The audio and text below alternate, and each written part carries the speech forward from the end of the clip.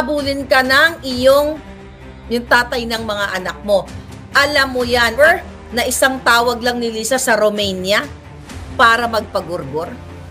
Ito ang Wow Trending. Matapos na ipinalabas ang video ng distress mother na kung saan ay nag-iyakan ng mga bata sa pagdukot sa Turkey kahapon sa live ni Maharlika. Gusto daw di umano na ipagurgor na ang ina ng mga bata at buhayin ulit ang mga kaso nito na tinanim nila ni Liza Tanas dahil nga sa paglabas ng mga ebidensya na hawak na ngayon ni Maharlika. Natataranta na daw ngayon ang Bangag Administration at si Liza Tanas dahil ipinasa na pala ni Maharlika ang lahat ng mga ebidensya sa UN. Kasama daw di umano sa mga kakasuhan ng nanay ng mga bata sila si James Kumar, Teddy Boy Locsin at syempre si Liza Tanas. Ang panggigipit ng administrasyon na ito ay pangwalang hiya. Ito, tignan po ninyo ang plaza na pagdadausan sana ng rally sa Tacloban. Nilagyan ng maraming truck kahit naman na alam nila na dito sana gagawin ang rally ng Maisog. At hindi lang yan, pati daw tiket ng eroplano papuntang Tacloban binili lahat.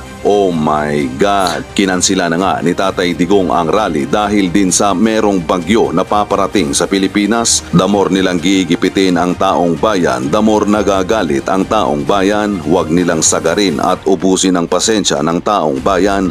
Do not underestimate the power of the people. The power of the people is more stronger than the people in power. Ito ang makikita natin sa Freedom Park ng Tacloban. Nilagyan ng maraming truck at meron pang mga tarpaulin ng heavy equipments.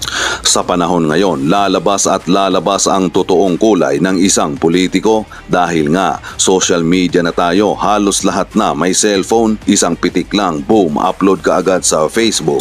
At dahil nga sa ginagawang panggigipit ng administrasyon na ito, hindi napigilan ng mga netizen na magkomento.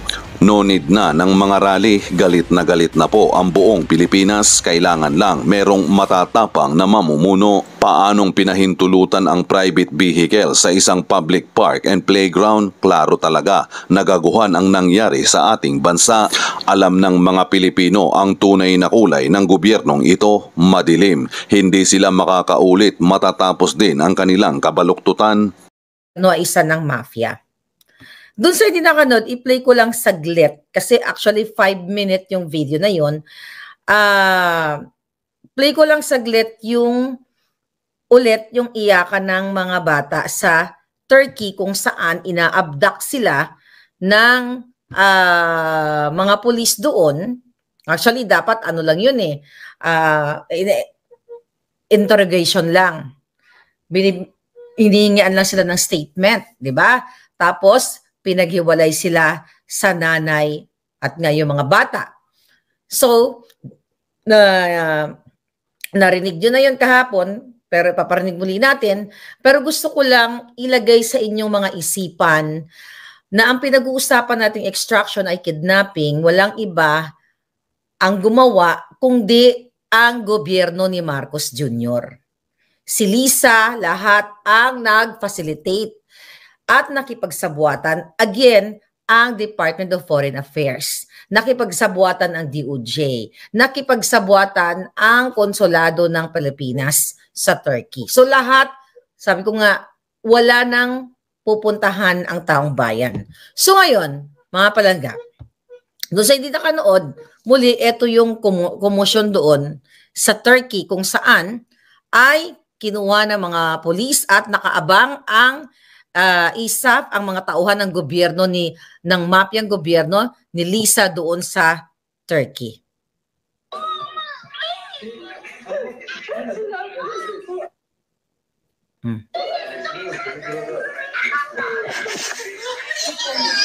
Yes, okay.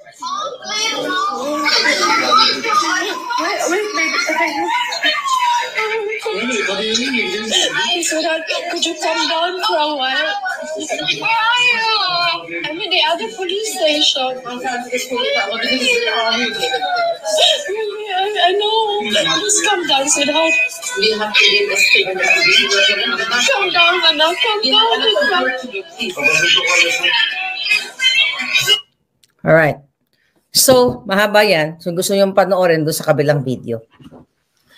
So again, mga kababayan, gaano kalungkot sa isang magulang na katulad mo?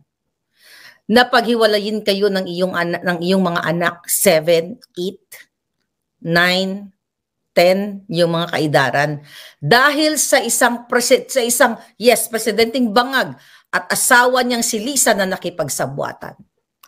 Paano niyo haharapin kung kayo ay nasa sitwasyon na gano'n na mismo ang ama ng mga bata ay kasabwat o sumabwat kay Lisa Tanas dahil magkakasabwat sila sa illegal na negosyo? Ang bottom line dito, mga kababayan, at sinabi ko na din sa inyo at ayon sa ating informant, ay kaya gustong i-extract ang mga bata at ang nanay, yung distressed mother, kasi may hawak siyang ebidensya na makakapagbagsak sa gobyerno ni Marcos Jr. dahil nandoon, okay, sa kanya ang ebidensyang mga illegal na negosyo na ginagawa ng bangag na gobyerno at ni Lisa Tanas. Okay. Ngayon, mga kababayan, ano ang gagawin nyo? Okay? Ano ang gagawin ng bayan? Ano lahat ang inyong gagawing kilos? Kasi napag-alaman natin right after na nag-vlog ako, ay meron na namang order si Lisa Tanas. Okay? Na ayon sa ating informante, ay gigil na gigil at galit na galit ang ahas dahil ipinlay natin ang iyakan ng mga bata. Damdamin ninyo bilang isang ina o bilang isang ama na iwalay ang inyong anak at walang iba na nagpahiwalay sa mga bata at nagbigay ng traumatic experience ay ang Marcos administration, si Lisa Marcos at mismo ang ama ng mga bata dahil according to our source at sa mga ebidensya actually na mga nakarating sa atin, mismo ang ama ng mga bata ay kasabwat ni Lisa sa pag-extract. Narinig yun naman dun sa Hi Louie video niya. So dun sa distressed mother, please dobling ingat dahil pwede po, well, may death threat ka na, alam mo na yan, di ba? Alam mo na yan noon pa, kaya ka nga tumakas. At actually, the word is ang tumakas kasi is may kasalanan eh. Di ba? Kaya ka lumayo at kinuha mo o binitbit mo ang iyong anak, iniligtas mo ang iyong anak sa mga kamay ng demonyo katulad ni Lisa at ng ama ng mga bata ay dahil gusto mong protektahan. And now you're already there in Europe. Gusto kong sabihin sa'yo na hahabulin ka ni Lisa. Hahabulin ka ng yung tatay ng mga anak mo. Alam mo yan. At ayon sa ating puting ahas, remember na isang tawag lang ni Lisa sa Romania para magpagurgor? Idagdag mo to sa report mo dyan sa UN. Madam Distressed Mother. Okay? Dahil sa nalaman na ng mga Pilipino na walang iba ang gobyernong ito na Marcos Bangag at ang First Lady umaacting na korduroy na tupa ay pwede kang ipagurgor. Although yung threat sa buhay mo nandiyan na yan, mga palangga. So yan ang gusto nilang gawin kasi gusto nilang isuppress ang ating mga karapatan para i-share sa inyo kung anong ginagawa ng bangag na gobyernong ito, mga kababayan. Iko-connect lang natin. Okay? Iko-connect lang natin kung bakit kailangan ninyong kumilos. Mafia na po ang gobyerno. I'll talk about mafia mamaya. Pero ito, konektado ito, mga kababayan. Di ba yung maisog rally? Share ko lang. Nakita nyo yan? Bago tayo, ayan. Nakita nyo yung maisog rally? Yan yung sitwasyon. Okay? Yan yung sitwasyon dyan kahapon. Yan ang supposedly na pagdadausan ng pagtitipon ng mga Pilipino, ng mga Taclobanyon na mag-air ng kanilang boses, ng kanilang hinaing sa taong bayan. Pero kayo na ang humusga, mga kababayan. Ayan, katumbas yan sa paggurgur ng karapatan mo. It's like, katumbas yung litrato na yan sa paggugurgur literally ng isang taong humihinga. Hinarangan nila, pinarka nila ng mga truck na yan. Ganyan ba ang way kung kayo ay matino? Obserbahan nyo, kahit ikaw ay elementary graduate lang o elementarya ka lang o hindi ka nakapag-aral na mayroon kang common sense. Even sa pagpapark ng sasakyan, may parking bang ganyan? Sige, palusot nila. Hindi kasi during that time, walang parking space eh. Diba? Kunyari yan ang palusot nila. Wala kasi mapagparkan ang truck. Yan ba ang proper way of pagpapark? Nakakalat, nakascattered na ang intention ay to what? Para harangan, to suppress, i-obstruct ang lugar na yan para hindi makapagtipon-tipon ang mamamayang Pilipino. You decide, mga kababayan. Hindi mo kailangan maging henyo para maintindihan yung ano na yan. Okay? Tanggalin ko na, palangga. So nakita ninyo, hindi mo kailangan maging henyo para hindi mo maramdaman na itong gobyernong ito ay mafia. Kaya naman, itong distressed mother ay may planong, well, sabi ko nga, matagal ng planong ipagurgur yan.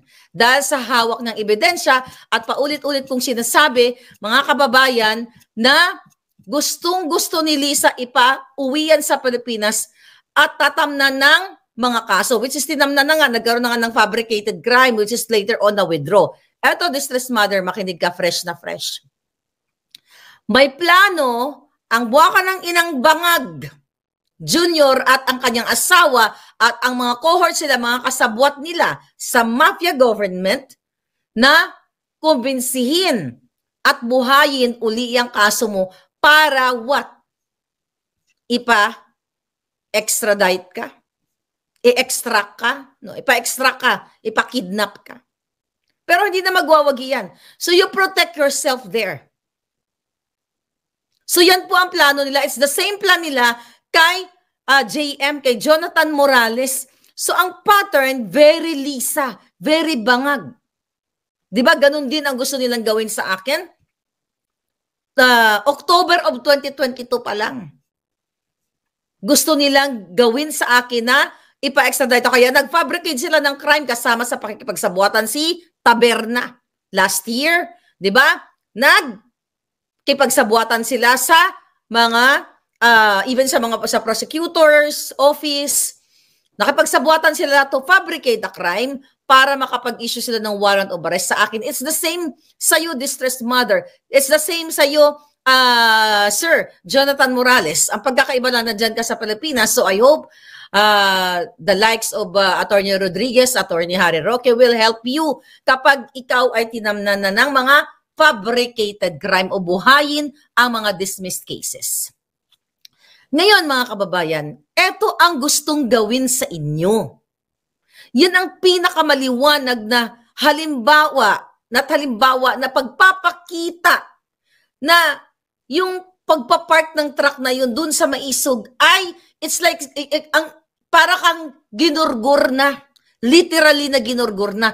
Ayaw kanilang pagsalitain. Kasi ang gobyernong mafia na to ay sinisensor tayo. Kaya naman, di ba? Remember, itong kanyang kick-off rally ni Marcos Jr. Kaya sa susunod kick-out rally, kick-out na yung hayop na yan. Noong January 28, anong ginawa doon? Di ba pinwersa ang mga kawani ng gobyerno para umaten sa kick-off rally na yun. Dahil kung hindi, you know, may kapalit na parusa o tatanggalin sa trabaho. Di ba?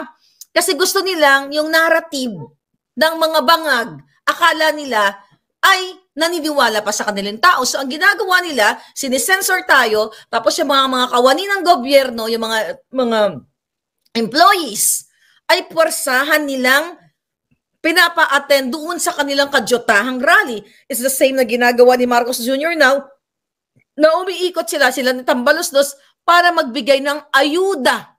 Okay yung pagbigay ng ayuda, pero ang ginagawa nila, magbigay ng suhol sa taong bayan para kunyari magpakpak-palakpak doon para kunyari siya ay, dinitingala pa o naniniwala pa sa kanya yung tao. Pero ang totoo ay humihiyaw na ang taong bayan sa kadyutahan, sa kawalangyaan, sa kamafyahan nitong Marcos Jr. na ito. At itong distressed mother na ito ngayon ay gusto nilang ipagurgur. According to my puting ahas.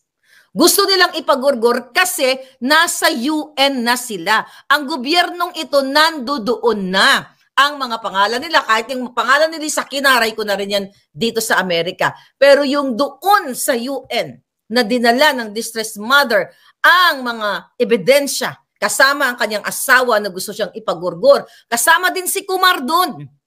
James Kumar nakasabwat according to my source and doon sa ating email na inano natin, na binasa natin, ayon sa ating mga nakakilala sa kanila, sangkot sa bribery extortion. Si Lisa, si Kumar, at si Chua. At marami pang iba, at may mga senador pa. Ngayon, you talk about censorship. Ito yung ginagawa sa atin, di ba?